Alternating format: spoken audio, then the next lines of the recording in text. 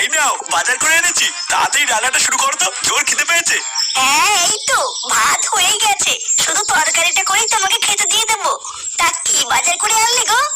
আর বলো না, বাজারে খাওয়ার মতন তেমন কিছুই নেই, যাতেই হাত দিচ্ছি সেটাই সেটা ভাঙা দাম। তারপর শেষে গিয়ে কম দামে কিছু আলু পটল আর লাউ পেয়েছিলাম, সেটাই নিয়ে এসেছি। এই, তুমি সেই সকালবেলায় বেরিয়ে এখন বাড়ি এসছো কম দামের কিছু আলু আর পটল নিয়ে? হ্যাঁ এই মানে গিন্নি, বাজারে এর থেকে কম দামে আর কিছু ছিল না গো। তোমার ওই কম দামের আলু আর পটল নিয়ে কি তোমার বাপের শ্রাদ্ধ দেবো নাকি? শালা সেই কবের থেকে একটু মাছ খাই না, একটু মাছটা জানবে কিনা তা না, এনেছে আলু আর পটল। একটা দিনের একটু ভালো মন্দ খাওয়ানোর ক্ষমতা নেই, বালের ভাতা রয়েছে উনি। বালের পচা আলু পটল কিনে নিয়ে এসছে। নে রে, আজকে মনে হচ্ছে আর কপালে ভাত জুটবে না রে।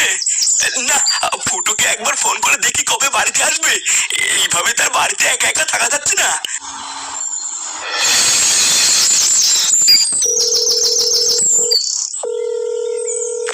হ্যালো, কে ফুটো?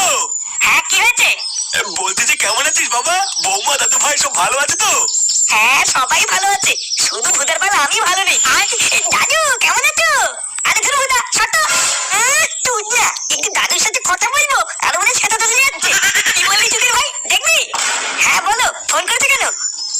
ইয়ে মানে বলছি যে বাবা, তোরা বাড়ি কবে আসবি?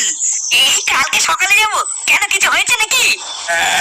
ইয়ে মানে কি আর বলবো, দুঃখের কথা।